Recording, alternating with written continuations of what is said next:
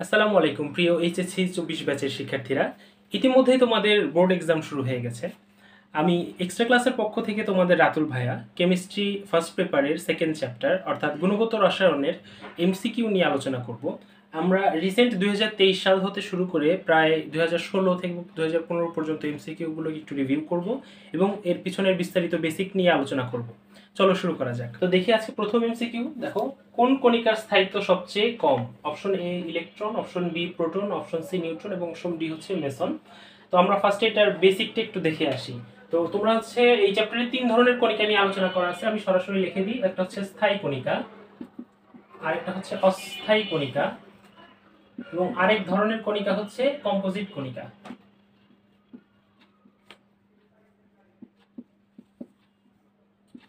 স্থায়ী কণিকা কারা? স্থায়ী কণিকাগুলো হচ্ছে আমরা সবার পরিচিত আমাদের প্রোটন, নিউট্রন, ইলেকট্রন, এরা হচ্ছে স্থায়ী কণিকা।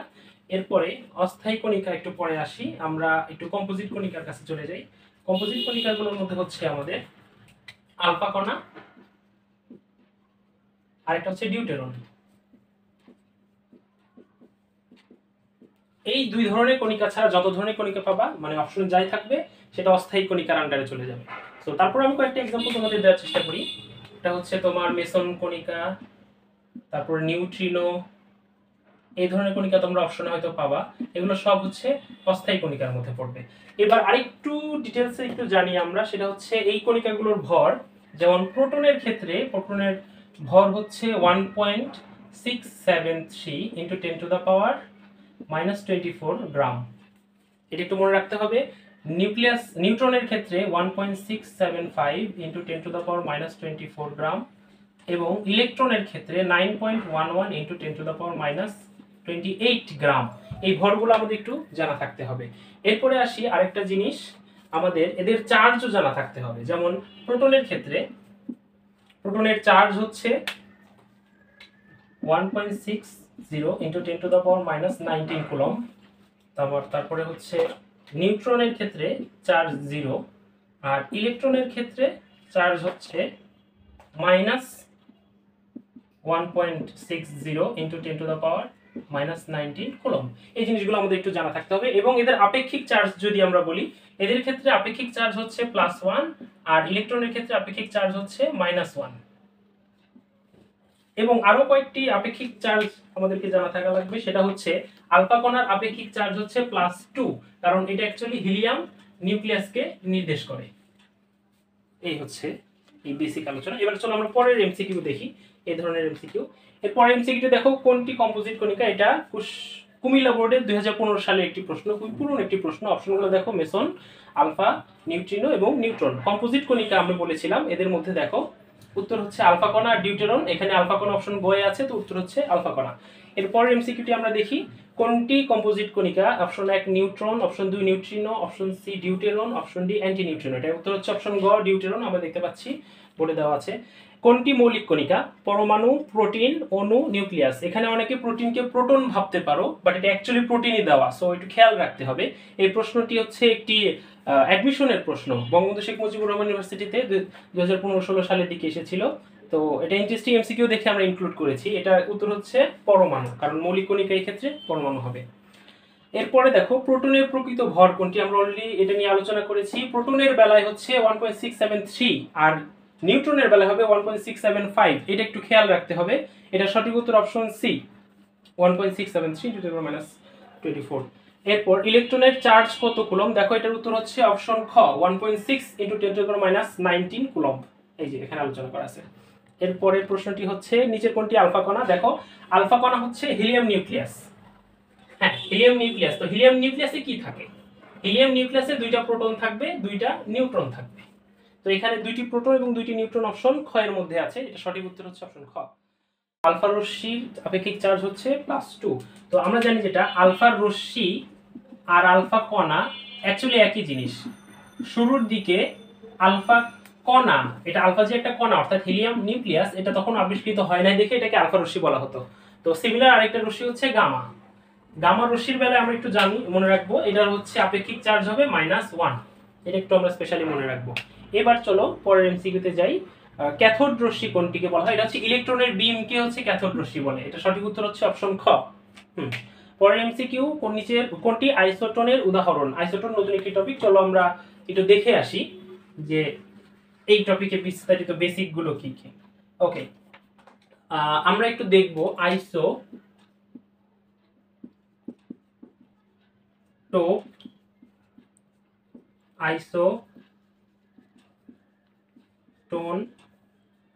আইসো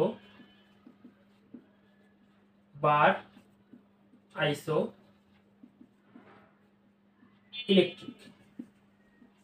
ইলেকট্রিক এই জিনিসটা আমরা দেখব।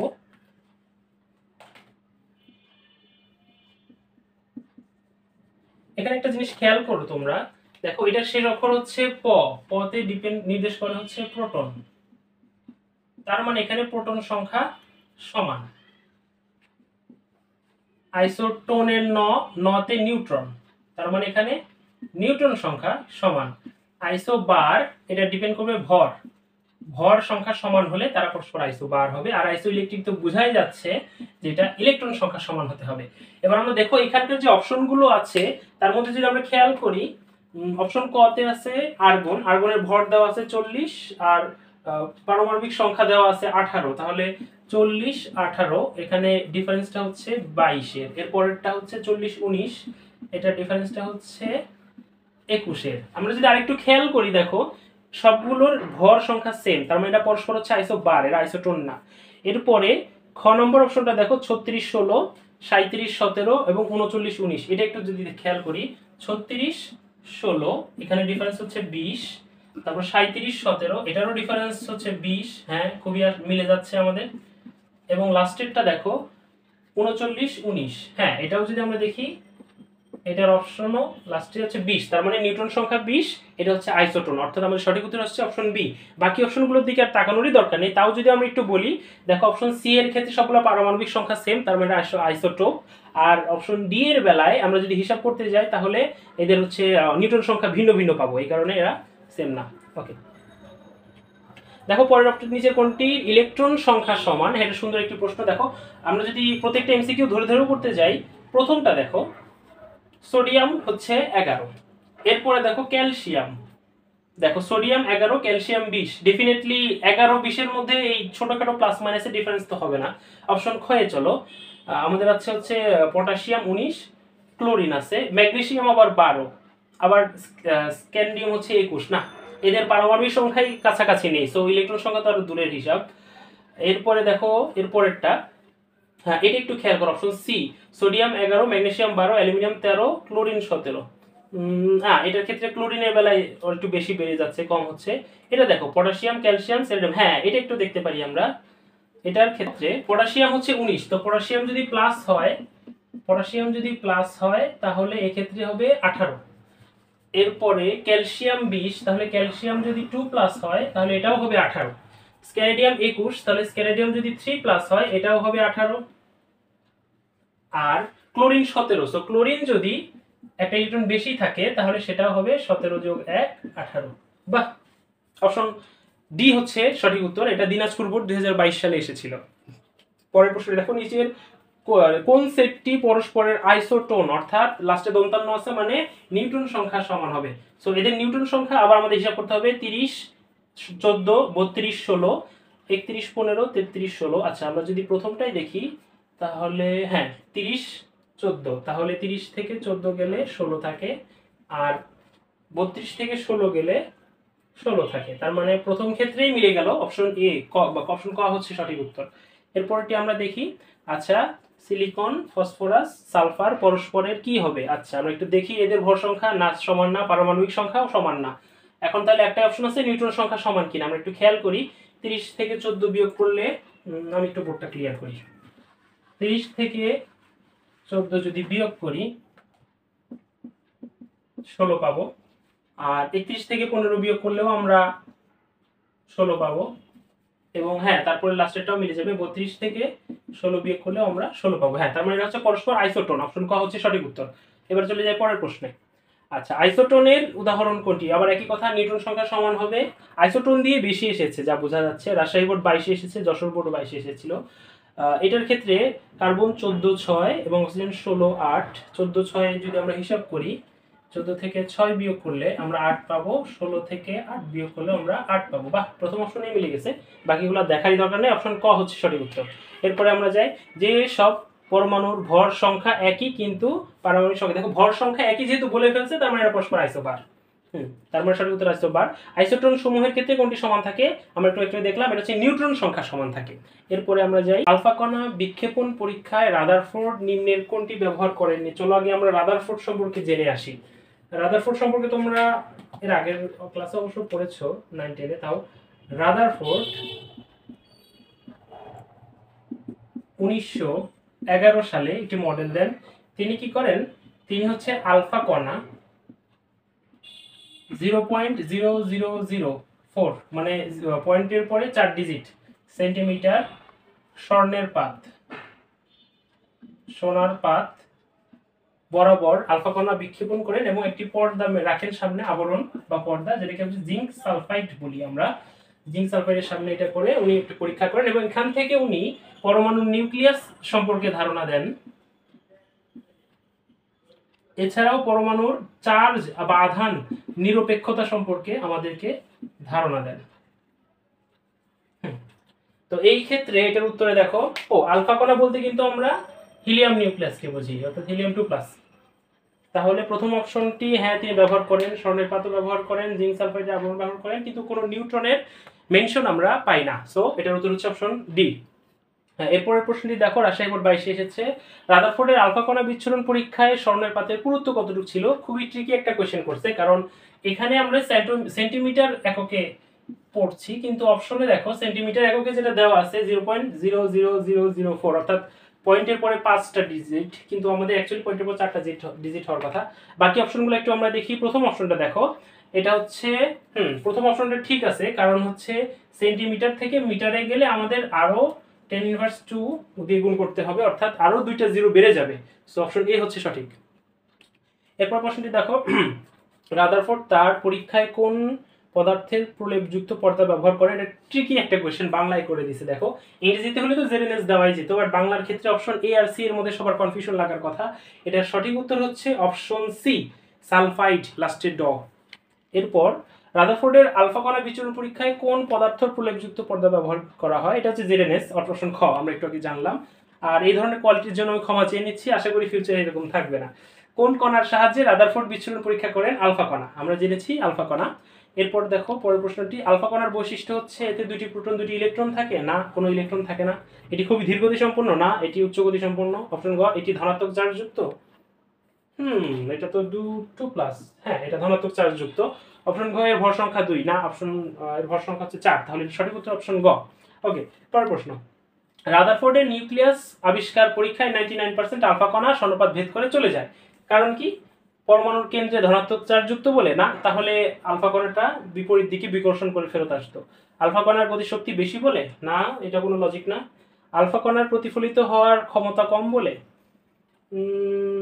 বলা যায়, বাট না, এই ক্ষেত্রে এটা মানাচ্ছে না, কারণ এই ধরনের কোনো কথা বলা নেই। অপশন ডি দেখো, পরমাণুর অধিকাংশ স্থানই ফাঁকা। হ্যাঁ, এটার ক্ষেত্রে বলা যায় পরমাণুর অধিকাংশ স্থান ফাঁকা দেখে বেশিরভাগ আলফা কণা স্বর্ণের পাতটি ভেদ করে চলে যেতে সক্ষম হয়। পরের প্রশ্ন, পরমাণুর নিউক্লিয়াস ধনাত্মক আধানযুক্ত। হ্যাঁ, পরমাণুর নিউক্লিয়াস নিয়ে কথা বলছে কোন বিজ্ঞানী? রাদারফোর্ড। সো এটা সঠিক উত্তর অপশন ক। বোর মডেল অনুযায়ী, আমরা বোরে চলে গিয়েছি। বোর সম্পর্কে একটু বলে রাখি, এটা তো রাদারফোর্ড ছিল, রাদারফোর্ড, আচ্ছা আমি অন্য কালে ইউজ করি। বোরের বেলায় বোর, আচ্ছা আমি এই পাশটা মুছেই ফেলি, এটা তো তেমন একটা লাগবে না এখন। বোর কি করছেন, রাদারফোর্ডের মডেল থেকে বোর হয়ে বিজ্ঞানী বোর ঠিক তার 2 বছর পরে 1913 সালে আরেকটি মডেল দেন। সেই মডেলে উনি যে প্রস্তাবগুলো উৎক্ষেপণ করেন তার মধ্যে একটা হচ্ছে বর্ণালী নিয়ে আলোচনা, আর একটা হচ্ছে পরমাণুর কক্ষপথ নিয়ে আলোচনা, আর একটা হচ্ছে অরবিটালের ধারণা। এই সকল বিষয় নিয়ে তার মডেলটি রয়েছে। তো এই ক্ষেত্রে দেখো পরমাণুর তড়িৎ নিরপেক্ষতা না, এটা রাদারফোর্ড অলরেডি আলোচনা করে ফেলছে। পরমাণু বর্ণালী, হ্যাঁ, আর কক্ষপথের আকার, হ্যাঁ। অপশন 2 আর 3, অর্থাৎ অপশন বি হচ্ছে সঠিক উত্তর। এটা বরিশাল বোর্ড 2022 এর প্রশ্ন ছিল। দেখো পরের প্রশ্নটি, পরমাণুতে অরবিটালের ধারণা কোন উৎস থেকে নেওয়া হয় এটা আমরা একটু আগেই দেখলাম, এটা বোর পরমাণু মডেল থেকে নেওয়া হয়। পরের প্রশ্নটি যাই আমরা, কোন পরমাণু মডেল কক্ষপথ সম্পর্কে, হ্যাঁ এটাও বোর পরমাণু। তো আমরা র্যাপিড ফায়ারে আর কয়েকটি প্রশ্ন দেখি। বোর মডেলে নিচের কোন মৌল বা আয়নের বর্ণালী ব্যাখ্যা করতে পারে, হ্যাঁ এটা একটু খেয়াল রাখবা, যেই পরমাণুতে একটি ইলেকট্রন আছে, সবাই খেয়াল করো, যে অপশনই থাকুক না কেন দেখবা ইলেকট্রন সংখ্যা কি একটি কিনা, সেটাই সঠিক উত্তর। তো আমরা একটু দেখি, হিলিয়াম এখানে ইলেকট্রন সংখ্যা 2টি, সো এটি হবে না। তারপর হাইড্রোজেন মাইনাসে ইলেকট্রন সংখ্যা 2টি, এটা হবে না। হাইড্রোজেন প্লাস অপশন সি যেটা, এটাতে তো কোনো ইলেকট্রনই নাই, এটা কি হবে?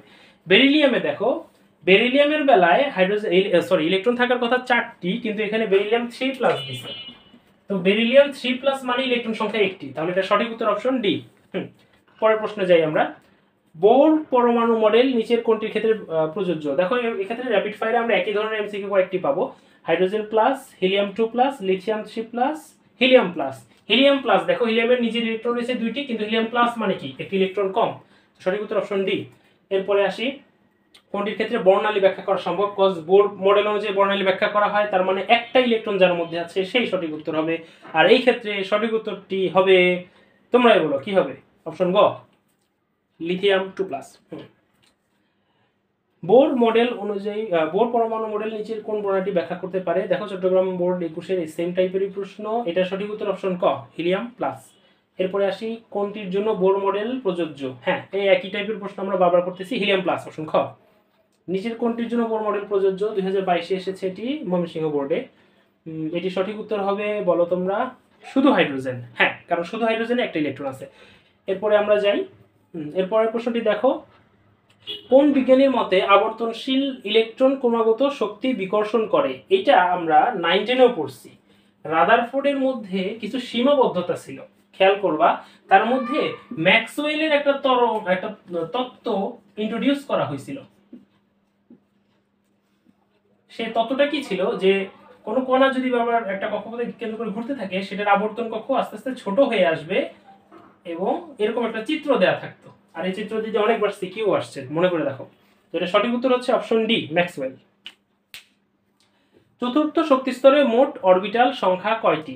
এটার ক্ষেত্রে আমরা আরো সামনে এরকম কিছু এমসিকিউ পাবো, খেয়াল রাখবো।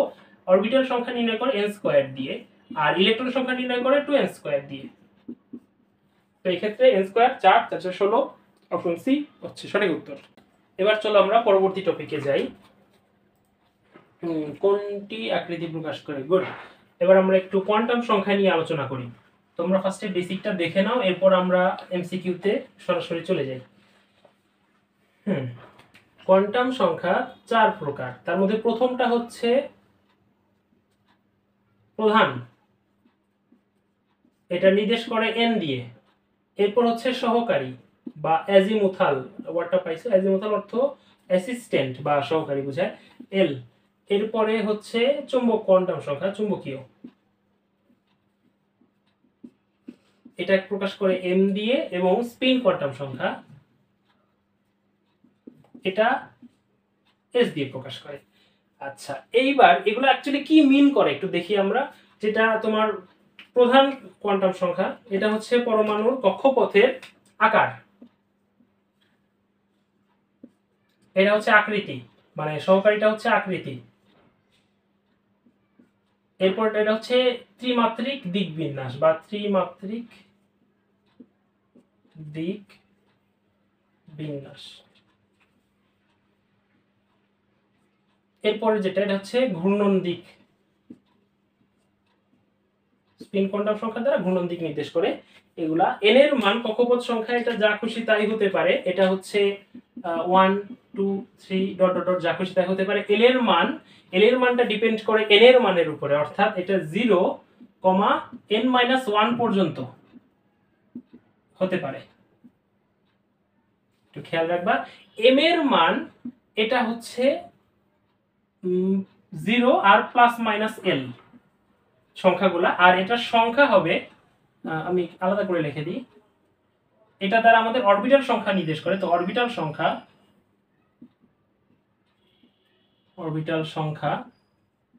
এটা হবে হচ্ছে 2l + 1, 2 × 12 + 1। 2 × 12 + 1 আর s এটা হচ্ছে প্লাস হাফ মাইনাস হাফ দিয়ে প্রকাশ করি আমরা। এবার চলো আমরা কয়েকটি এমসিকিউ দেখি।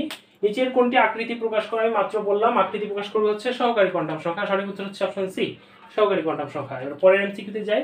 কোয়ান্টাম সংখ্যা বাড়লে কি ঘটে? সুন্দর একটা প্রশ্ন। দেখো কোয়ান্টাম সংখ্যা যদি আমি হিসাব করি, n এর মান যদি বাড়ে, খেয়াল করো, n এর মান যদি বাড়ে তাহলে আলটিমেটলি নিউক্লিয়াস থেকে কক্ষপথ সংখ্যাও বাড়লো না। আর কক্ষপথ সংখ্যা যদি বাড়ে তাহলে পরমাণুর আকার কি হয়? বাড়ে। বাট এখানে কি ব্যাসার্ধ কমে, তাহলে অপশন হবে না। পরমাণুর শক্তি বাড়ে না, পরমাণুর শক্তি তো সমান থাকে, কারণ ইলেকট্রন বাড়লে তো তোমার প্রোটনও বাড়বে, তো শক্তি তো কম বেশি হওয়ার কিছু নেই। তবে দেখো কেন্দ্রমুখী বল কমে, একটু খেয়াল করো। ইলেকট্রন যত দূরে যায় এই ক্ষেত্রে আর এর মান কিন্তু বেড়ে যায় ব্যাসার্ধ, ফলে কেন্দ্রমুখী বল কমে যায়। সো এটা সঠিক উত্তর হচ্ছে অপশন ঘ। পরের প্রশ্নে যাই আমরা। দেখো সহকারী কোয়ান্টাম সংখ্যা কি প্রকাশ করে? এই প্রশ্নটার উত্তর তোমরা কমেন্ট বক্সে দাও। দেখি এবার তোমাদের ব্যাচ থেকে বুয়েটে কে চান্স পায়। এটা বুয়েটে 11-12 একটা প্রশ্ন, এটা আমরা অলরেডি করেছি। তো সহকারী কোয়ান্টাম সংখ্যা কি প্রকাশ করে? অপশন ক দিক, অপশন খ আকৃতি, অপশন গ আকার, অপশন ঘ কোনোটি নয়। এটি সঠিক উত্তর তোমরা কমেন্ট বক্সে জানাও। এরপরে আমরা যাই পরের প্রশ্নে। পরমাণুর উপশক্তি স্তরে ইলেকট্রন ধারণ ক্ষমতা নির্ণয়ের সূত্র। এই যে আমরা একটু আগে লিখলাম অরবিটাল সংখ্যা, বা সরি অরবিটাল সংখ্যা না, অরবিটালে ইলেকট্রন সংখ্যা।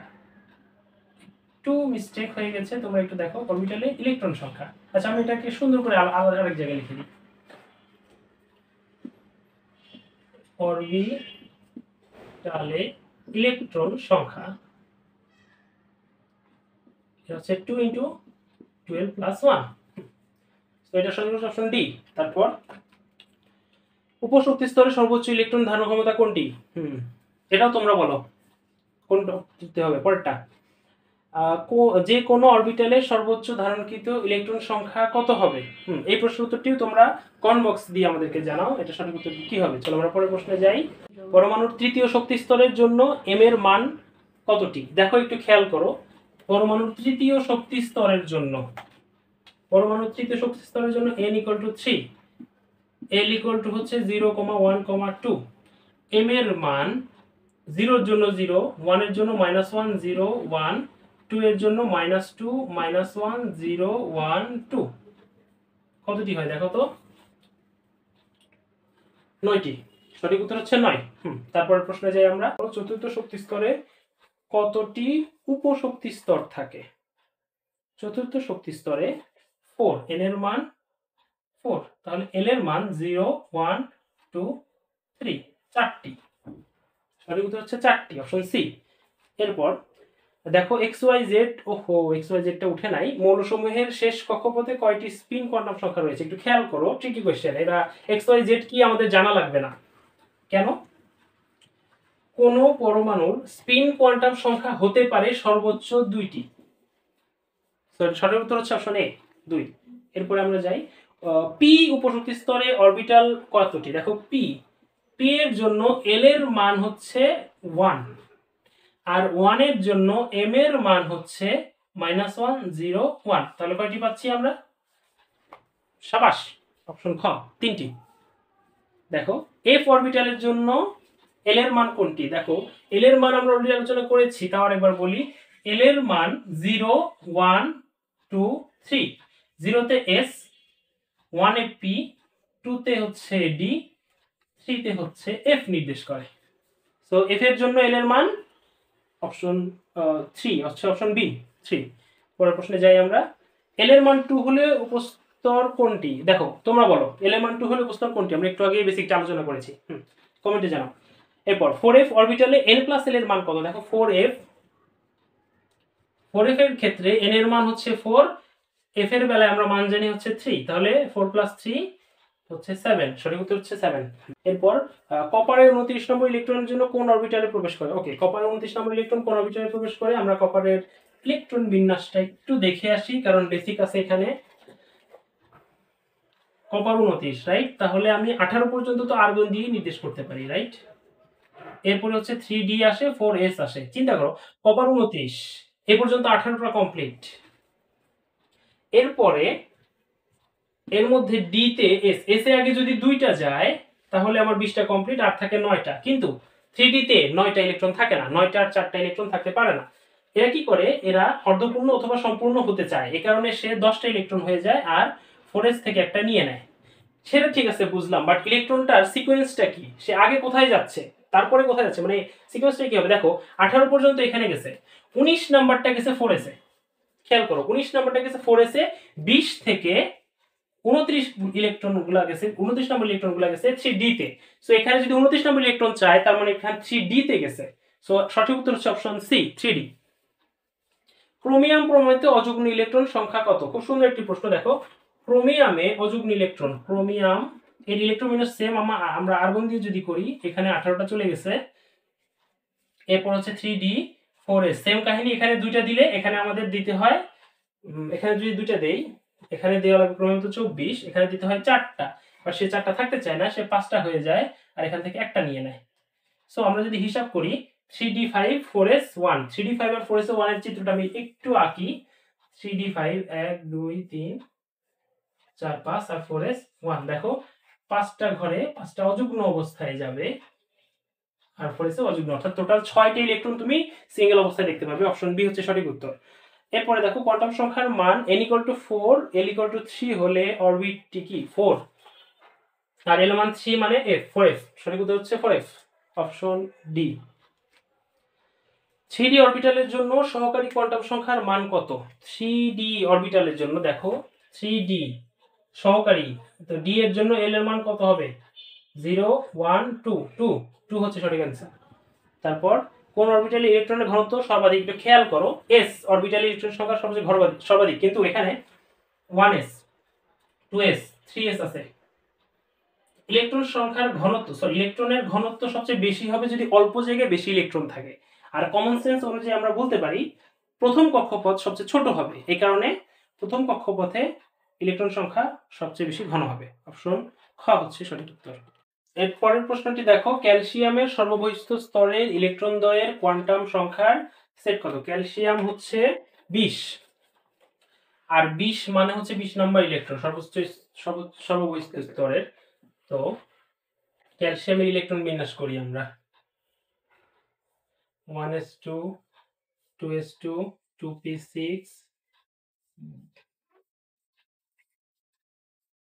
3s2 3p6 3d4s, 3d তে যাবে না, 4s এ যাবে দুইটি। সর্ববহিষ্ঠ স্তর হচ্ছে 4s, তাহলে 4s এর জন্য n এর মান 4, l এর মান 0 আর m এর মানও তাহলে 0ই হবে, আর এটা তো দুইটা, তাহলে প্লাস মাইনাস হাফ। হ্যাঁ, তাহলে 4 0 0 প্লাস মাইনাস হাফ 4 0, হ্যাঁ প্রথম অপশনটাই দেখো 4 0 0 প্লাস মাইনাস হাফ, সঠিক উত্তর হচ্ছে অপশন এ। তারপরের প্রশ্নটিতে আমরা যাই, কোন পরমাণুর 22তম ইলেকট্রনের জন্য কোয়ান্টাম সংখ্যার সেট কোনটি হবে? আচ্ছা 22তম, আমরা এক কাজ করি, আমরা ক্যালসিয়ামের এই ইলেকট্রন বিন্যাসটাকে কাজে লাগাই। হ্যাঁ, তোমাদের ভাই অনেক অলস তো।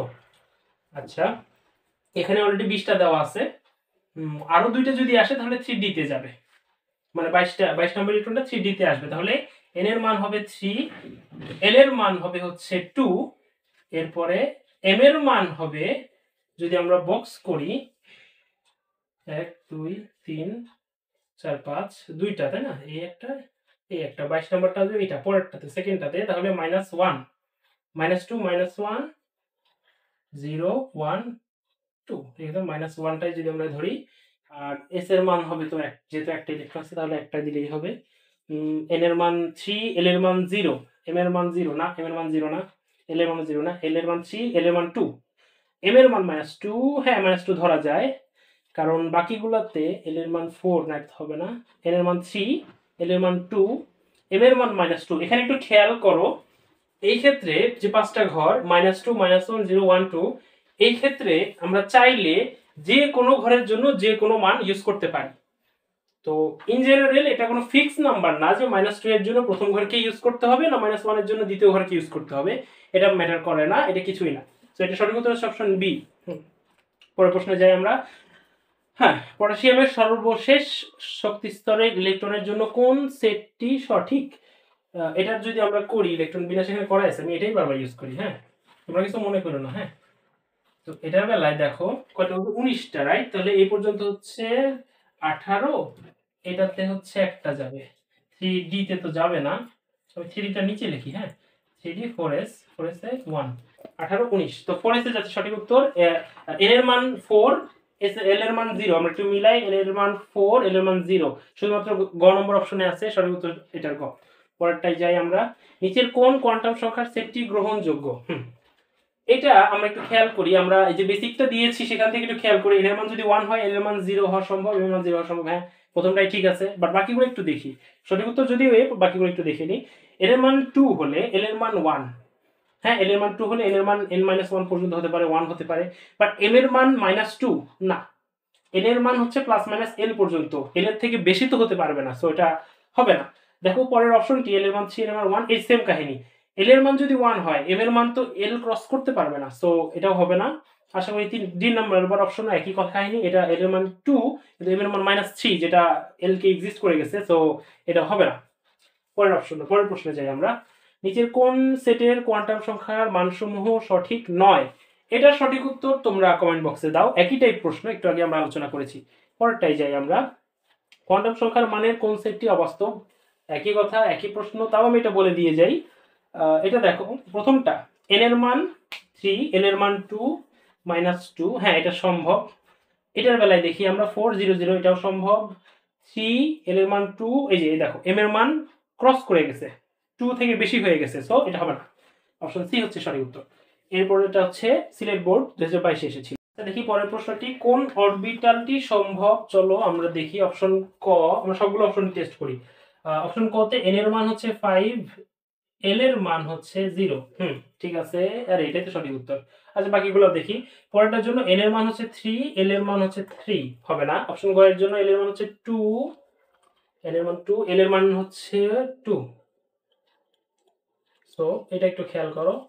এর পরেরটার জন্য n এর মান হচ্ছে 1 আর l এর মান হচ্ছে 1, সো এই তিনটা অপশনের জন্যই l এর মান n এর সাথে শর্ত মানে না, এই কারণে সঠিক উত্তর হচ্ছে অপশন ক। পরের প্রশ্নে যাই আমরা, 3D অরবিটালের জন্য m এর মান কোন সেট হবে? 3D একটু খেয়াল করো, 3D, n এর মান 3, l এর মান হচ্ছে 2, 2 এর জন্য m এর মান -2, -1, 0, 1, 2, পাঁচটা, হ্যাঁ অপশন গ হচ্ছে সঠিক উত্তর। পরের প্রশ্ন, ভিন্ন ভিন্ন শক্তি উপশক্তি স্তরে ইলেকট্রনগুলো প্রবেশের ক্ষেত্রে কোন নীতি অনুসরণ করে? বাহ, নতুন টপিক, আমরা কোয়ান্টাম সংখ্যা আশা করি সবাই বুঝে ফেলেছো, আমি পরবর্তী টপিকে চলে যাচ্ছি। ওকে, পরবর্তী টপিক হচ্ছে নীতি নিয়ে। আমরা জানি ইলেকট্রন বিন্যাসের ক্ষেত্রে আমাদের বইয়ে 3টি নীতির কথা উল্লেখ আছে। একটা হচ্ছে আউফবাউ নীতি,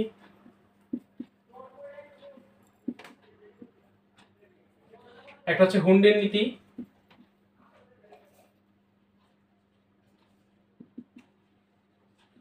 আর একটা হচ্ছে পলির বর্জন নীতি। আউফবাউ নীতি অনুসারে ইলেকট্রন সর্বনিম্ন স্তর থেকে সর্বোচ্চ স্তরের দিকে আস্তে আস্তে যেতে থাকে, সর্বোচ্চ স্তর।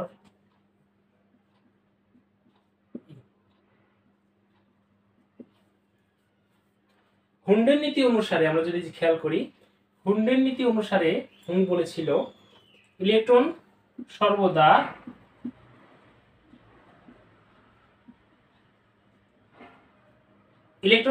অযুগ্ম অবস্থায় প্রবেশ করে।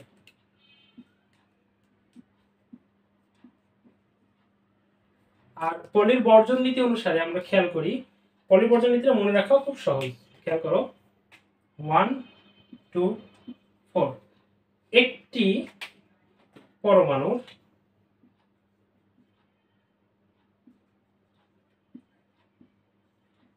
পরমাণুর দুইটি ইলেকট্রনের 4টি কোয়ান্টাম সংখ্যা।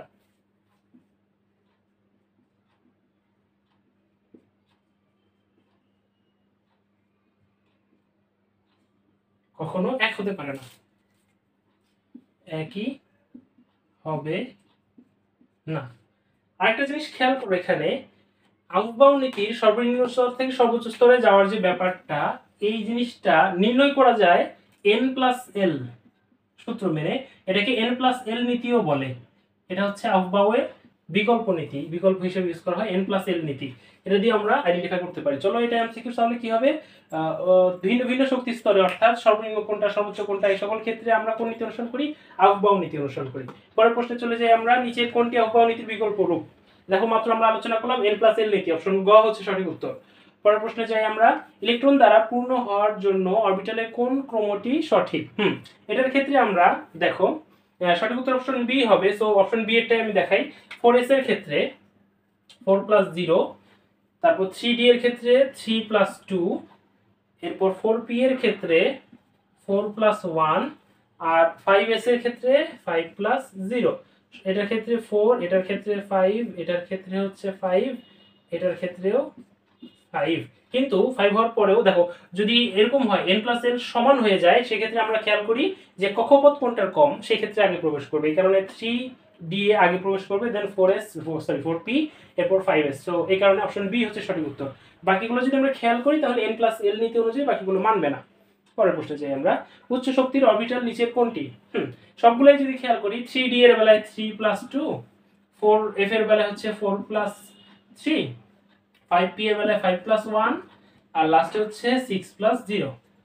তো এই ক্ষেত্রে এটা 5, এটা 7, এটা 6, এটা 6, তাহলে অপশন বি 4f হচ্ছে সঠিক উত্তর। পরের প্রশ্নটি চলে যাই আমরা, নিকেলের কতগুলো ইলেকট্রনের ক্ষেত্রে n+l = 4 হয়? ঠিকই কোশ্চেন। চলো আমরা নিকেলের ইলেকট্রন বিন্যাস দেখে আসি। বাট না, সহজে দেখো এখানে l = 1 বলে দেওয়া আছে। তো আমরা যদি n = 1 বলে দিছে, এটা যদি আমরা বসাই n+l = 4, ভালো কথা, l = 1, তাহলে n = 3, তার মানে 3 আর 1 অর্থাৎ 3p। p তে অরবিটাল থাকে 3টা আর ইলেকট্রন থাকবে 3 গুণ 2টা। ইয়াপ, 6 নম্বর হচ্ছে সঠিক উত্তর, সি হচ্ছে সঠিক আনসার। এরপরে যাই, নিচের কোন নীতি অনুসারে অযুগ্ম ইলেকট্রন সমূহের স্পিন একমুখী হবে? দেখো অযুগ্ম ইলেকট্রন সর্বদা অযুগ্ম অবস্থায় প্রবেশ করে এবং এদের স্পিন একমুখী হয়, এটা লিখি নাই, প্রবেশ করবে আর হচ্ছে স্পিন একমুখী হবে।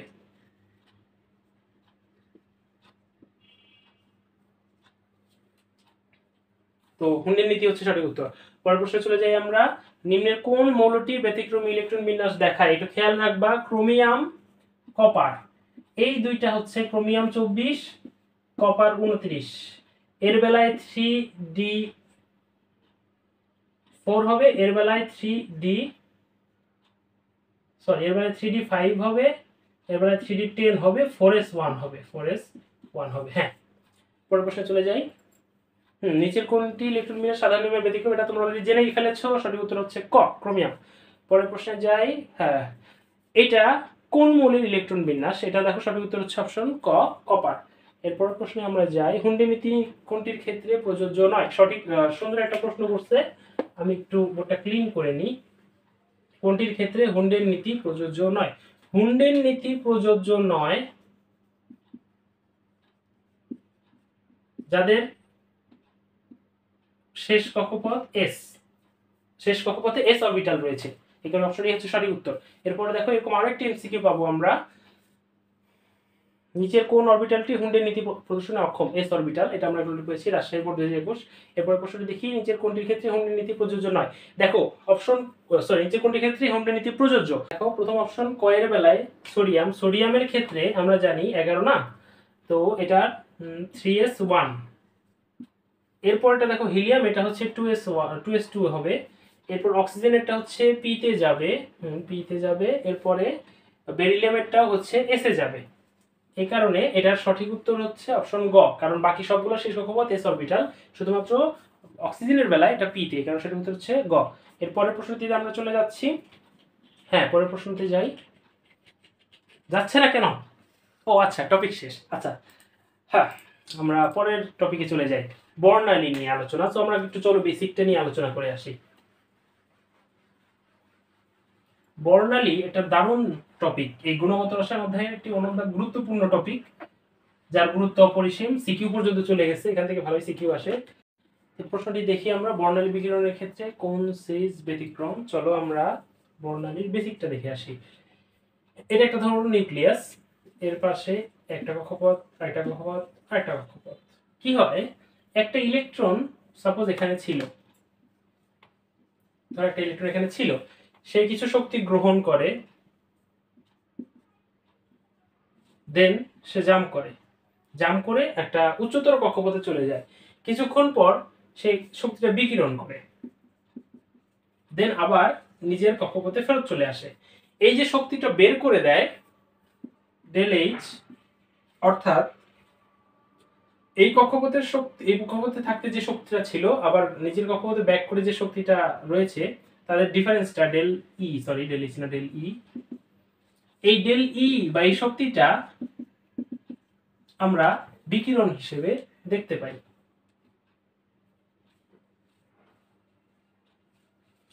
এই বিকিরণ বর্ণালীগুলো হচ্ছে সাধারণত কয়েকটি সিরিজে ভাগ করা আছে, আমরা একটু দেখি। মনে করো যে কোনো কক্ষপথ থেকে N1 এ আসলো, মানে প্রথম কক্ষপথে আসলো, তার জন্য হচ্ছে লাইম্যান সিরিজ, মানে বিজ্ঞানী লাইম্যান এই সিরিজটি আবিষ্কার করেন। এরপর যে কোনো কক্ষপথ থেকে N2 এ আসলো, বামার।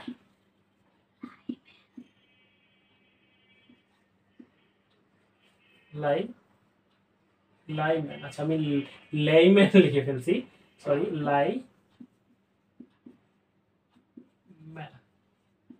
বামার।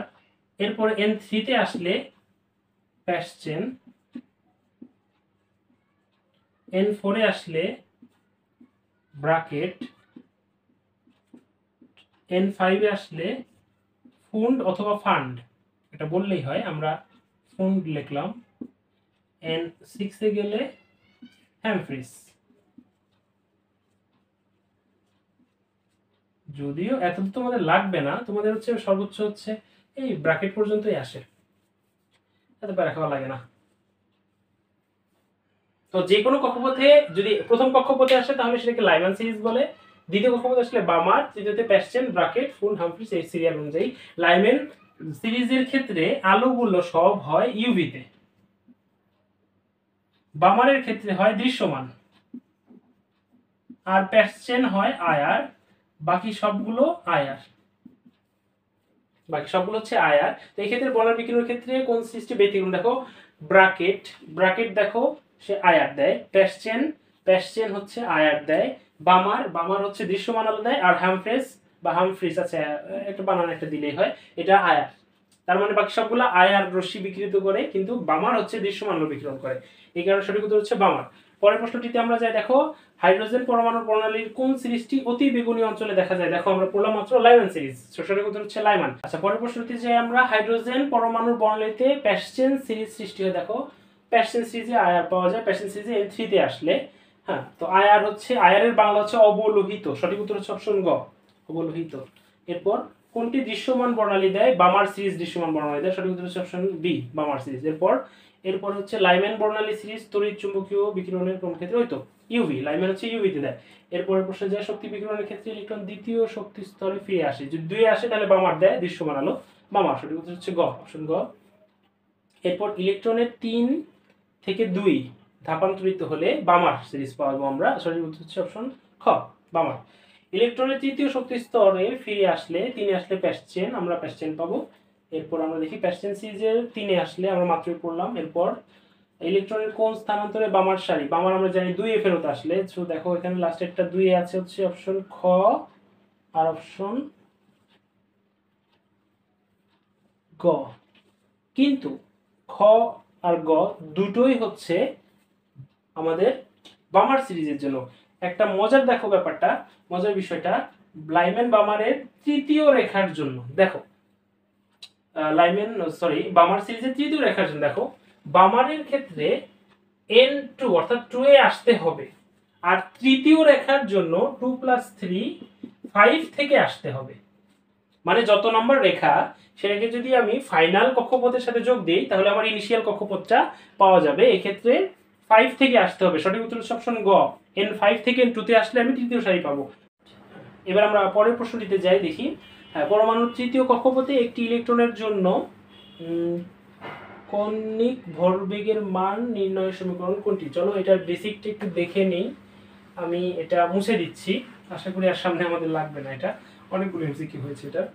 তো আমরা কৌণিক ভরবেগের সূত্রটা একটু দেখি। কৌণিক ভরবেগ, সাধারণ ভরবেগের বেলায় m × v, কিন্তু কৌণিক ভরবেগের বেলায় ব্যাসার্ধ গুণ করে mvr = nh/2π।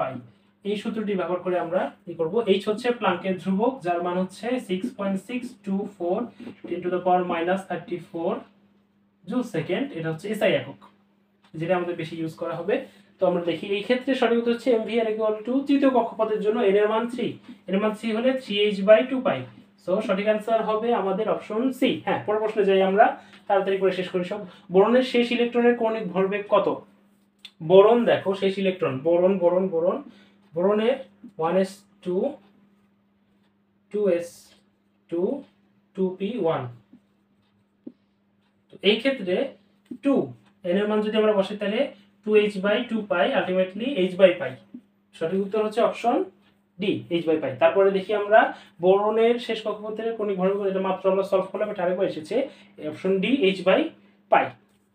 এরপরে প্রশ্ন, হাইড্রোজেন পরমাণুর বর্ণালীর বামার সিরিজের সর্বনিম্ন তরঙ্গ সংখ্যার বিকিরণ রশ্মি কোনটি? দেখো এখানে একটা নতুন সূত্রকে ইন্ট্রোডিউস করতে হবে আমাদেরকে। তরঙ্গ সংখ্যার বেলায় আমরা জানি মিউ বার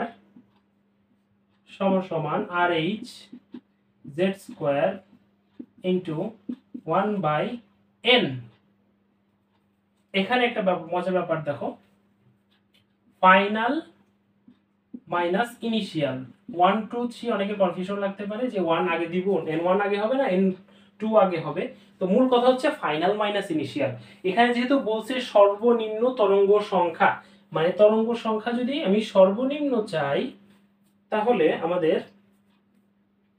আমাদের n এর মান খুব কাছাকাছি হইতে হবে, n এর মান খুব কাছাকাছি হতে হবে। অর্থাৎ এখানে যেহেতু বলে দিছে আমাদের বামার সিরিজ, তাহলে n2 এর মান হচ্ছে এখানে 2, তাহলে n1 এর মান হইতে হবে এর খুব কাছাকাছি n2 + 1 3। তাহলে আমি সর্বনিম্ন তরঙ্গ সংখ্যা পাবো। আর যদি সর্বোচ্চ তরঙ্গ সংখ্যা পেতে হয় আমাকে, তাহলে n1 এর মান হইতে হবে ইনফিনিটি। অর্থাৎ ইনফিনিটি থেকে যদি ইলেকট্রন 2 নম্বর কক্ষপথে আসে তাহলে আমি সর্বোচ্চ তরঙ্গ সংখ্যা পাবো। এক্ষেত্রে সঠিক উত্তর যদি আমরা হিসাব করি, তাহলে এই পার্টটা যদি শুধু হিসাব করি, আমরা দেখো 1/4 - 1/3 মানে 9, 30 9 - 4 5/36। হ্যাঁ, 5/36 আর h।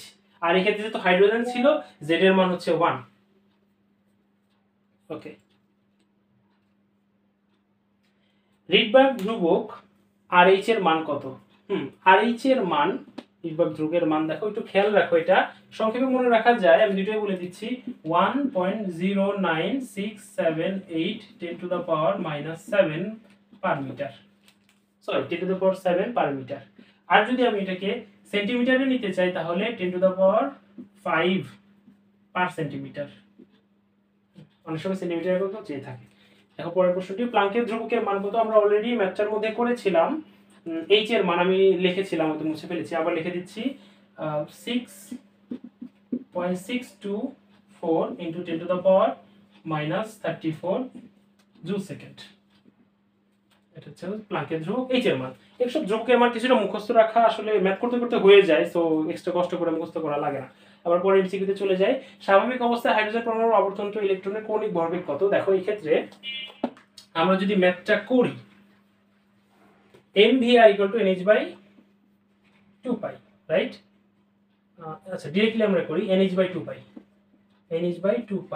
আশা করি বোর্ডে দেখা যাচ্ছে। n এর মান দেখো, স্বাভাবিক অবস্থায় হাইড্রোজেন পরমাণুর n এর মান তো 1, h এর মান হচ্ছে 6.624 10⁻⁻34। তারপরে হচ্ছে নিচে হবে 2π, 2 × 3.141 এটা যদি করি আমরা, নিচে হচ্ছে 6.28, উপরে হচ্ছে 6.62 × 10⁻⁻34 যদি হয়, এটা প্রায় 1.0 সামথিং হওয়ার কথা। 1 পয়েন্ট সামথিং দিয়ে একটাই অপশন আছে, অপশন এ। হ্যাঁ, সঠিক উত্তর হচ্ছে অপশন এ। পরের প্রশ্নে যাই আমরা। কোন বিকিরিত রশ্মির তরঙ্গদৈর্ঘ্য সবচেয়ে বেশি হবে? তরঙ্গদৈর্ঘ্য সবচেয়ে বেশি হওয়ার এই সিরিয়ালটা একটু মনে রাখতে হবে আমাদেরকে। আমি দেখাই দিচ্ছি তোমাদেরকে, মনে রাখবা। ফার্স্টে শুরুতে হচ্ছে মহাজাগতিক রশ্মি বা কসমিক রে। এর কম্পাঙ্ক মিউ বা ই শক্তি সবই বেশি, আর ল্যামডা সবচেয়ে কম, মানে তরঙ্গদৈর্ঘ্য সবচেয়ে কম। এরপরে কসমিক রে এর পরে হচ্ছে আমরা গামা রে, এক্স রে, এরপরে হচ্ছে ইউভি, এরপরে হচ্ছে দৃশ্যমান, এরপরে হচ্ছে আইআর, এরপরে হচ্ছে মাইক্রোওয়েভ, এরপরে হচ্ছে রেডিও ওয়েভ। অর্থাৎ কসমিক রের কম্পাঙ্ক এবং শক্তি সবচেয়ে বেশি, এরপর সিরিয়ালে আস্তে আস্তে কমতে কমতে রেডিও ওয়েভের কম্পাঙ্ক এবং শক্তি সবচেয়ে কম, কিন্তু তরঙ্গ দৈর্ঘ্য সবচেয়ে বেশি, কারণ তরঙ্গ দৈর্ঘ্য ব্যস্তানুপাতিক। ওকে, এই ক্ষেত্রে সঠিক উত্তর হচ্ছে অপশন ডি। এই বাকি অপশনগুলোর মধ্যে ভিজিবল রে বা দৃশ্যমান আলোই সবচেয়ে শেষের দিকে আছে। পরের প্রশ্নে চলে যাই আমরা। কোন বর্ণের আলোর শক্তি সবচেয়ে বেশি? এই ক্ষেত্রে দৃশ্যমান আলোর মধ্যে আমরা জানি বেনিয়া সহকলা। তো আমরা একটু দেখি, বেগুনি, বেনি, বে নি, আ, স, হ, ক, লা। রংধনু 7 রং। এক্ষেত্রে মনে রাখবো আমরা এই সিকোয়েন্সটা কিন্তু এদের এই শক্তি আর কম্পাঙ্কের সিকোয়েন্সও মিন করে। এই কারণে এক্ষেত্রে সবচেয়ে শক্তি বেশি হবে বেগুনির। সঠিক উত্তর হচ্ছে অপশন সি, বেগুনি। এরপর সবুজ আলো তরঙ্গদৈর্ঘ্য কোনটি? এই প্রশ্নটি তেমন একটা কমন প্রশ্ন না, এটা সাধারণত অ্যাডমিশন রিলেটেড প্রশ্ন বেশি, অ্যাডমিশনের ক্ষেত্রে বেশি আসে। তাও আমরা একটু দেখি, এই মানগুলো আমি লেখাই, সবগুলোকে তোমাদেরকে জানাই দিই। এটা হচ্ছে 380 হতে তোমরা একটা হাজারি স্যারের বইয়ে পেয়ে যাবা 447 পর্যন্ত।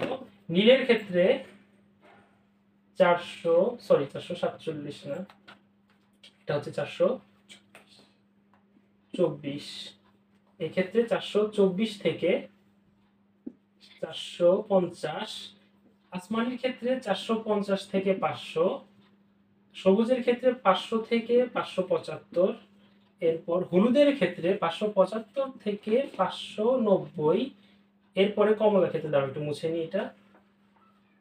কমলার ক্ষেত্রে 590 থেকে 647, আর লালের ক্ষেত্রে 647 থেকে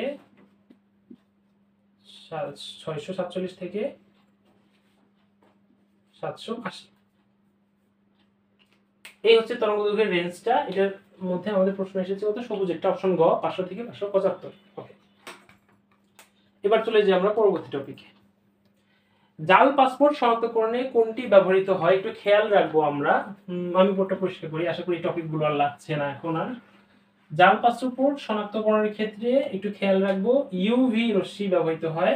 আর ইউভি রশ্মি যেটা ব্যবহৃত হয় সেটা তরঙ্গ দৈর্ঘ্য হচ্ছে 230 থেকে 375।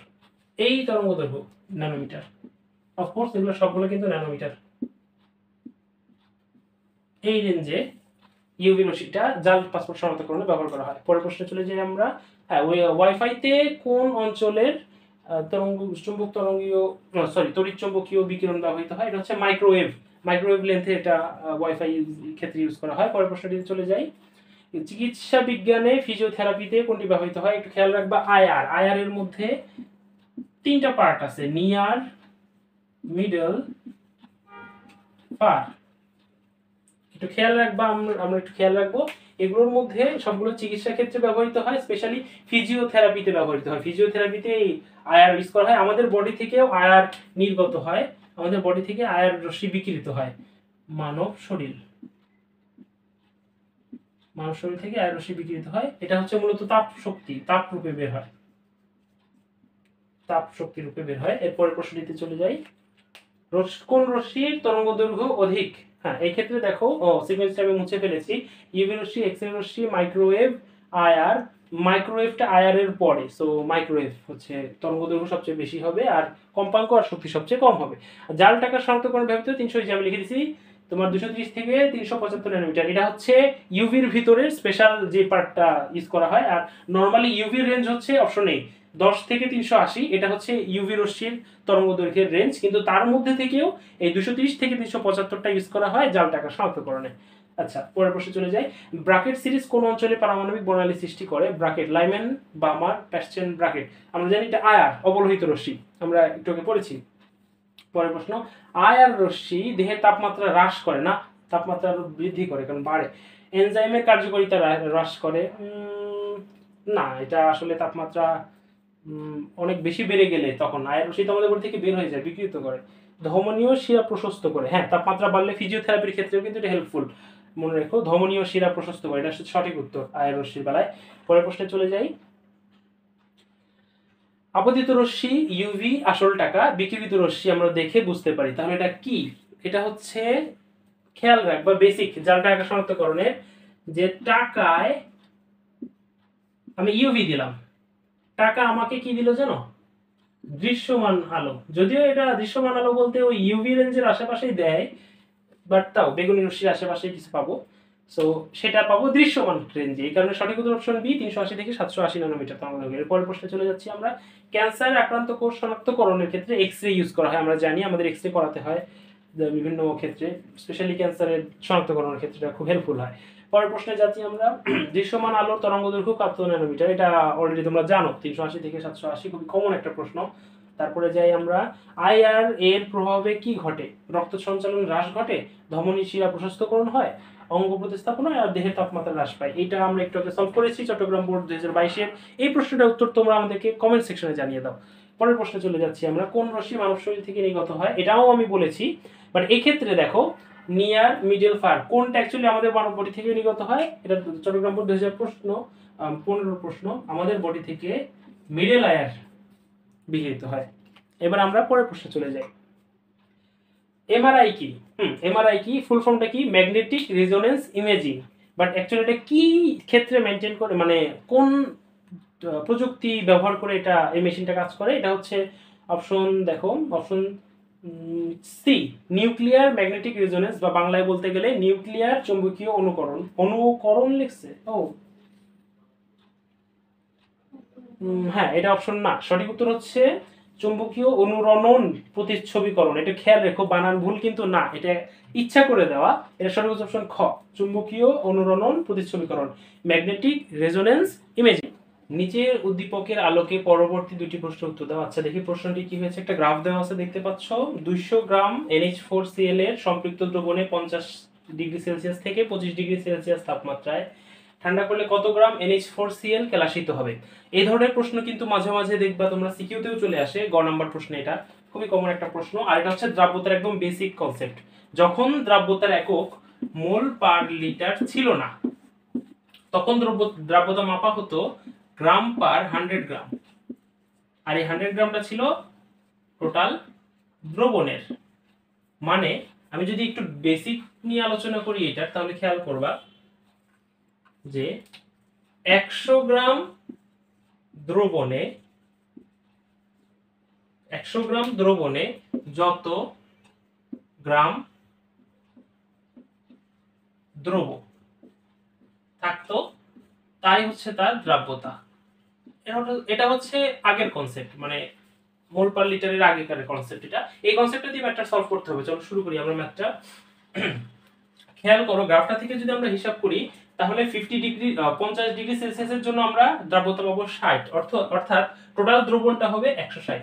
অর্থাৎ 160 দ্রবণে, আমরা যদি বলি 160 দ্রবণে দ্রাবক কতটুকু আছে, দ্রাবকের হিসাব করলে পাবো হচ্ছে 100 গ্রাম। ওকে, তাহলে 1 গ্রাম দ্রবণে কতটুকু আছে? আর হচ্ছে আমাদের যেটা দেওয়া আছে দেখো 200 গ্রাম। 200 গ্রাম দ্রবণে পাবো হচ্ছে আমরা 100 ইনটু 200 ডিভাইডেড বাই 160। আমি এটা একটু ক্যালকুলেটরে চটপট করে নিই।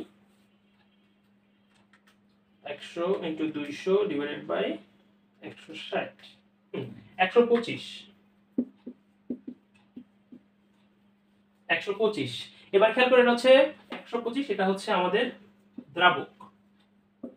আমরা এবার 25 ডিগ্রির জন্য হিসাব করি। 25 ডিগ্রির জন্য হচ্ছে দ্রাব্যতা 40 দেওয়া আছে। সেই ক্ষেত্রে আমরা সরাসরি বের করব হচ্ছে, তার আগে 50 ডিগ্রি, তো 50 ডিগ্রির জন্য ছিল, রাইট? তো 50 ডিগ্রিতে তোমার টোটাল পাবো আমরা 100 200 মাইনাস 125 75। এটা 25 ডিগ্রিতে NH4Cl লবণটি দ্রবীভূত অবস্থায় পাবো সম্পৃক্ত দ্রবণে। এবার আমরা 50 ডিগ্রিতে, এবার আমরা 25 ডিগ্রির বেলায় দেখি। আমি এই পার্টটা একটু মুছে নিচ্ছি।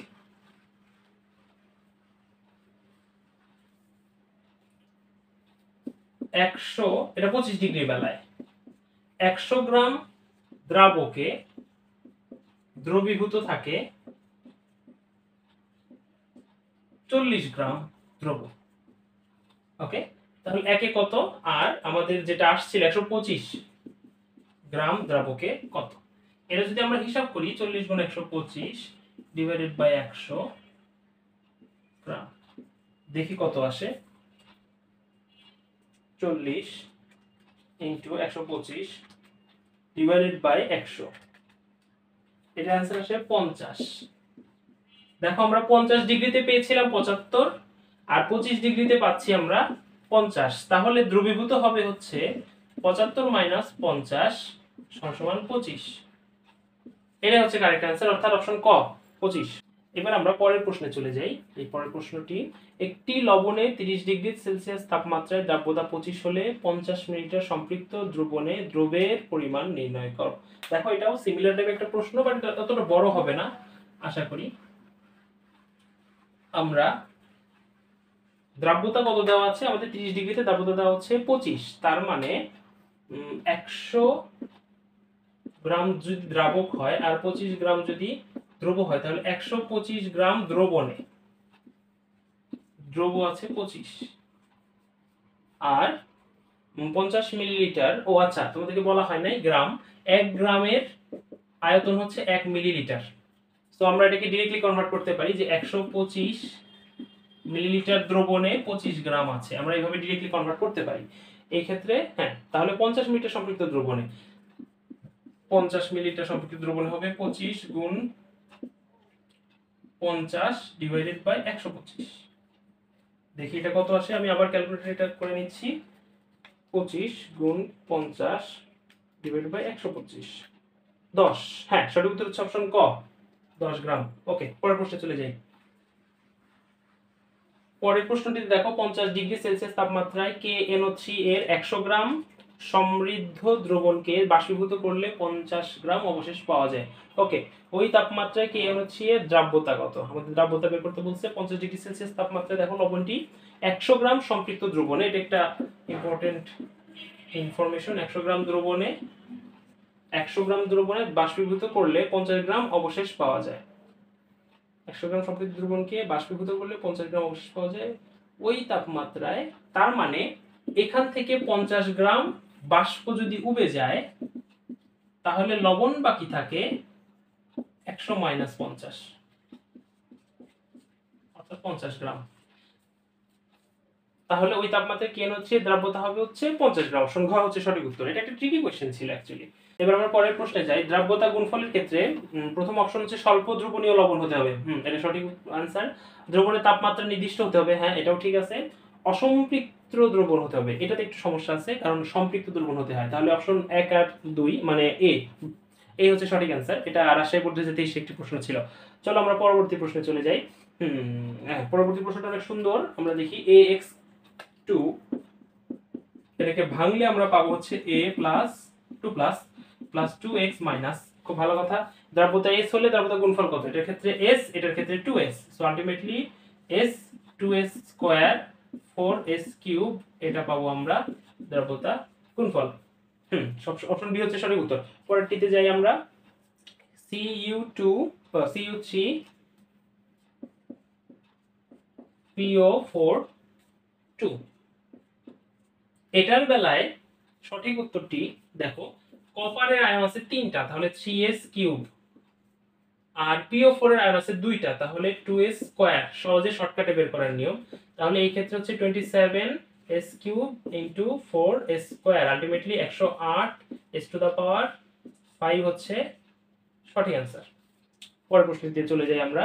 25 ডিগ্রি সেলসিয়াস তাপমাত্রায় Ag2 CrO4 এর দ্রাব্যতা গুণফলের মান 1.1 × 10⁻12 হলে Ag প্লাস আয়নের ঘনমাত্রা কত? এটা হচ্ছে ইনভার্ট বলতে পারো বা রিভার্স বলতে পারো। আমরা লবণটি একটু খেয়াল করি, Ag2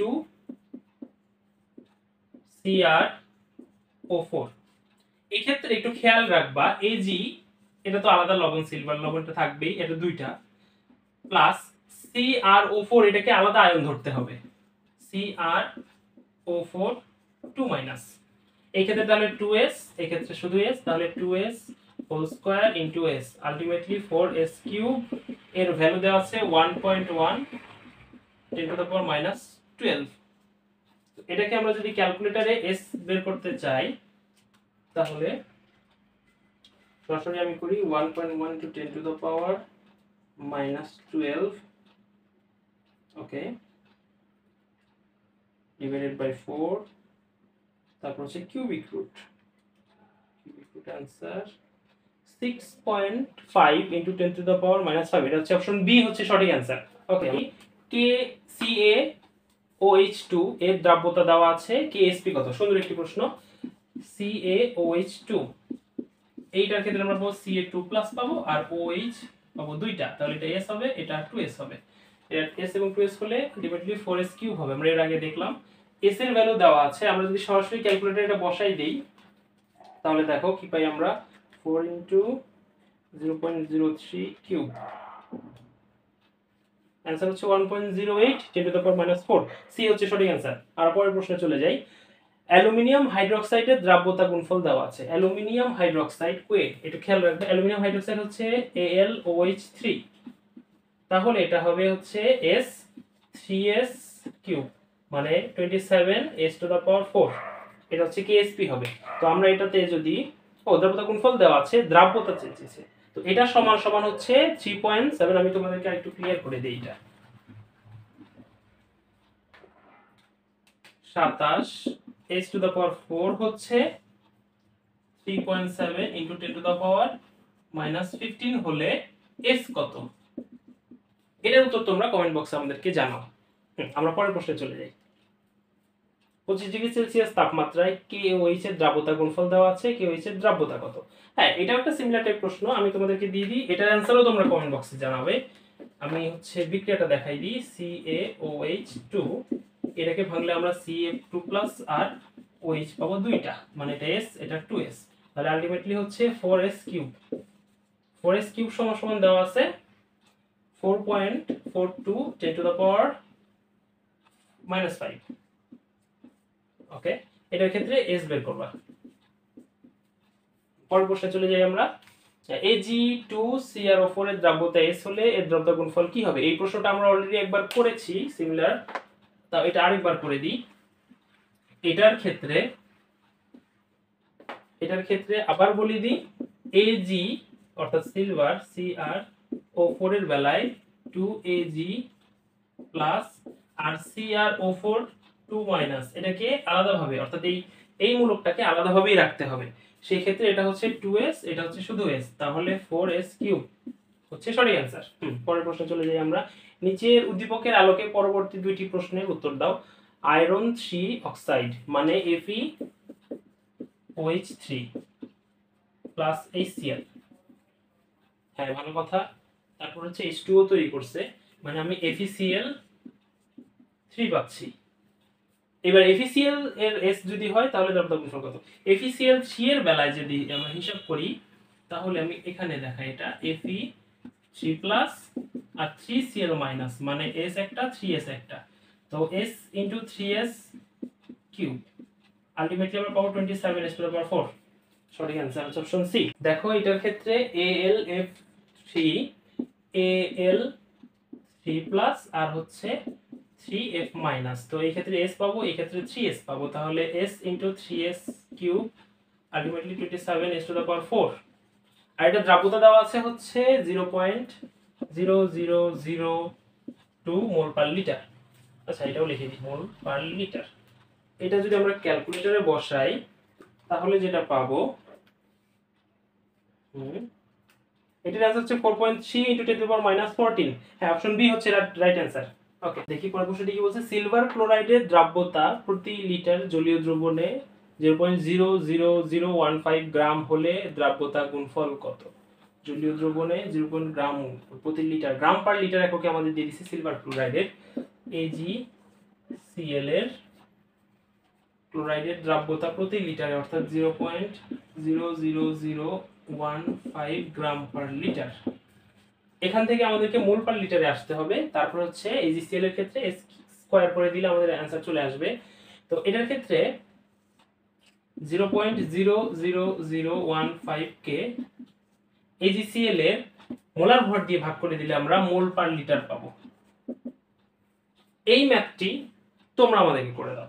AgCl এর মোলার ভর কত তোমরা কমেন্টে লিখবা, দেন এটা ম্যাথটা করে স্কয়ার করে দিবে। এটাকে স্কয়ার করে দিলে আমরা দ্রাব্যতা গুণফল পাবো এবং সঠিক অ্যান্সারটি পেয়ে যাবো। তো এটার ম্যাথটি তোমরা কমেন্ট বক্সে জানিয়ে দাও। এখনই ভিডিওটি পজ করো এবং এটার অ্যান্সারটি লিখে কমেন্টে জানিয়ে দাও। ওকে, Ab2 যৌগের দ্রাব্যতা গুণফল 1.7 × 10⁻12 হলে এর দ্রাব্যতা কত? ওকে, Ab2 যৌগটি যদি আমরা খেয়াল করি, এই ধরনের এমসিকিউ আগেও আমরা একটু আগে সলভ করলাম। Ab2 এর বেলায় আমরা A2+ পাবো আর 2B- পাবো, S পাবো, 2S পাবো, তাহলে এটা হবে 4S3।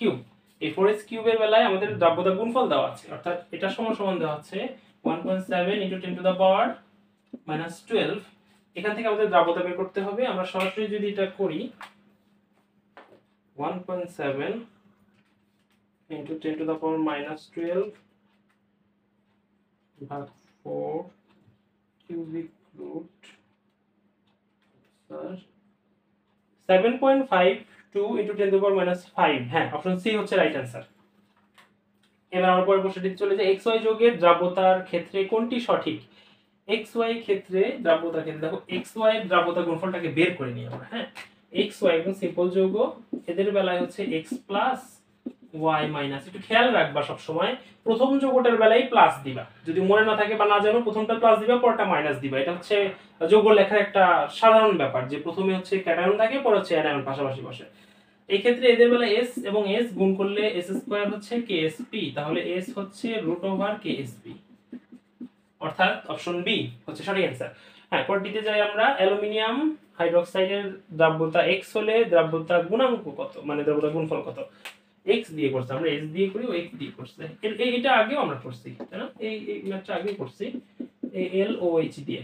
তোমরা খেয়াল করে দেখো প্রত্যেকটা এমসিকিউ এর বেলায় কিন্তু কমন যৌগই আসে, এর বাইরে কিন্তু আসে নাই। লাস্ট যত বছর দেখতেছো, এটা ইভেন এটা বুটেক্স 2015-16 প্রশ্ন, এটাতেও আমরা একটু আগে বোর্ডেও দেখলাম এই টাইপ যৌগই বারবার রিপিট করে। সো এটা ভয়েরও কিছু নাই। অ্যালুমিনিয়ামের জন্য s, এটার জন্য 3s, যেটাকে কিউব করলে হবে 27s⁴ আলটিমেটলি। তাহলে এটা হচ্ছে, ও আচ্ছা x ধরছে তাই না, তাহলে 27x⁴। হ্যাঁ, 27x⁴, অপশন গ হচ্ছে রাইট অ্যান্সার। পরের প্রশ্নে যাই আমরা। আচ্ছা, প্রশ্ন আমরা পরের টপিকে চলে যাই। এবার পরের টপিকটা হচ্ছে হ্যাঁ আয়ন শনাক্তকরণ নিয়ে। সোডিয়াম আয়ন শনাক্তকরণে কোনটি ব্যবহৃত হয়? আমি তোমাদেরকে একটু হোল টোটাল বেসিকটা দেওয়ার চেষ্টা করি, খেয়াল করো। NH4OH, K3FeCN6,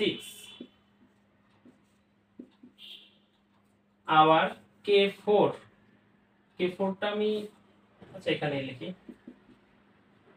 K4CN6। এই সকল বিকারক হচ্ছে খুব কমন, এদেরকে দিয়ে বেশিরভাগ যৌগই মোটামুটি কাজ চালানো যায়। এই ক্ষেত্রে ও আচ্ছা, সোডিয়াম এটা বলা হয় না, সোডিয়াম এটা আলাদা করে, সোডিয়াম শুধু একটাই দেয়, সেটা হচ্ছে পটাশিয়াম পাইরো অ্যান্টিমোনেট B2O7 দিয়ে দিই। এই যৌগগুলো দিয়ে আমরা শনাক্তকরণ করতে পারি। তো এই ক্ষেত্রে এটা হচ্ছে সোডিয়াম আয়নের জন্য। সোডিয়াম আয়ন হচ্ছে পটাশিয়াম পাইরো অ্যান্টিমোনেটের সাথে বিক্রিয়া দেয় এবং তার থেকে আমরা শনাক্তকরণ করতে পারি। এটা খুবই কমন একটা প্রশ্ন। বাকিগুলো আমরা খেয়াল করি, বাকিগুলোর ক্ষেত্রে এটা হচ্ছে কপার 2+ দেবে, কপার 2+ এই বিক্রিয়াটি দেবে। এরপরে হচ্ছে পটাশিয়াম ফেরোসায়ানাইডে দেবে। এরপরে আমরা দেখে নেই এটা Fe2+ দেবে। দেন এই পটাশিয়াম ফেরোসায়ানাইডের সাথে দেবে Fe2+,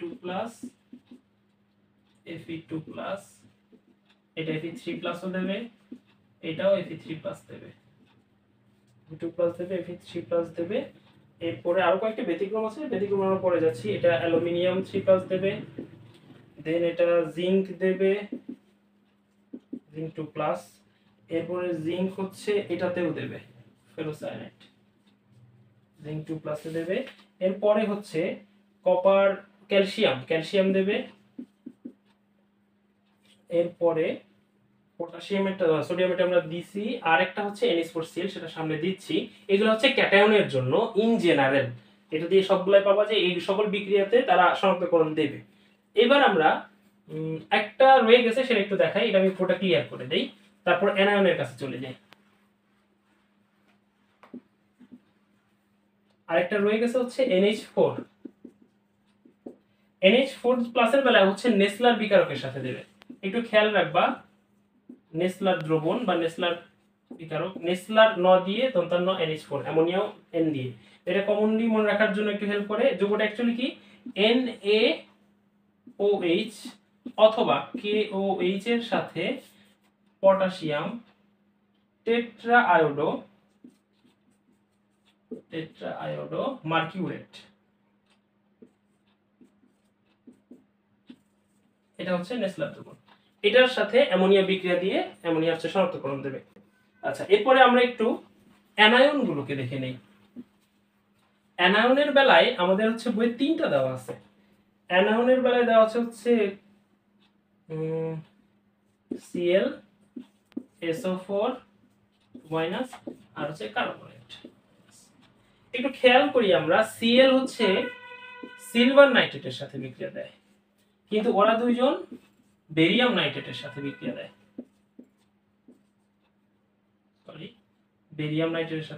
দেয়,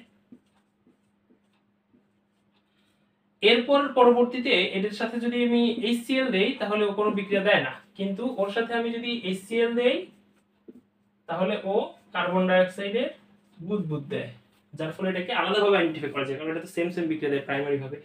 এই হচ্ছে অ্যানায়নের ক্ষেত্রে। এবার আসি আমরা পরের প্রশ্নে। নেসলার বিকারক একটু আগে আলোচনা করলাম, নেসলার দন্তান্ন দিয়ে অ্যামোনিয়াও N দিয়ে শুরু, সো এটা কমন ভাবে অ্যামোনিয়া আয়ন শনাক্তকরণ করতে কোনটি শনাক্তকরণ করে পটাশিয়াম টেট্রা আয়োডো মার্কিউরেট ব্যবহার করা হয়। আমরা একটু আগে দেখলাম এটা নেসলার দ্রবণের সংকেত অ্যাকচুয়ালি। সো এই ক্ষেত্রে অপশন এ অ্যামোনিয়াম আয়ন শনাক্তকরণের ক্ষেত্রে।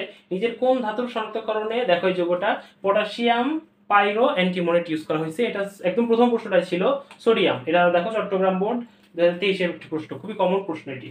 সোডিয়াম তাদের খুব ফেভারিট, কেন জানি না। লবণের দ্রবণ আর হচ্ছে বেরিয়াম নাইট্রেট, দেখো বেরিয়াম নাইট্রেটের সাথে বিক্রিয়া দেয়, ওকে। তারপর HCl দেওয়া হয়েছে, কার্বন ডাই অক্সাইড গ্যাস বের হয়েছে, এটা আমরা একটু আগে দেখলাম। এটা শুধুমাত্র কার্বনেট লবণ দেয়, সো কার্বনেট লবণের বেলায় হচ্ছে পদক্ষেপ পাওয়া যাবে। তবে হ্যাঁ, কার্বনেট লবণটি আচ্ছা আমাদের কার্বনেট চাই না অ্যাকচুয়ালি, আলটিমেটলি সি যৌগটা চাইছে। আমি বিক্রিয়াটা দেখাই তোমাদেরকে। বিক্রিয়াটি দেখো, বেরিয়াম নাইট্রেট, হ্যাঁ খুব ভালো কথা, বেরিয়াম নাইট্রেট একটা লবণ, তার সাথে যদি আমি বেরিয়াম নাইট্রেট দেওয়ার ফলে বি যৌগ তৈরি হবে। আর বি যৌগ আমি যদি বললাম কার্বনেট, তো কার্বনেট হলে BaCO3, BaCO3 2, BaCO3 তো নিজেই পড়ালেন, হ্যাঁ BaCO3। এবার BaCO3 এর সাথে HCl দিলে এটা BaCl তৈরি করবে, আর কার্বনেট লবণটা কার্বন ডাই অক্সাইড তৈরি হবে। এই কারণে BaCl2টা হচ্ছে সঠিক অ্যান্সার। পরে বসে যায় ক্ষারীয় পটাশিয়াম টেট্রা আয়োডো মার্কিউরেট, এটাকে নেসলার দ্রবণ বলা হয়।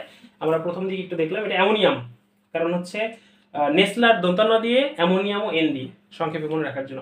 পরে বসে যায় কোন বিকারক নিয়ে কপার 2+ এবং আয়রন 2+ উভয় আয়ন শনাক্তকরণ করা যায়। আমি প্রথম দিকে একটা ছক দিয়েছিলাম, সেখানে দেখো NH4OH লেখা ছিল।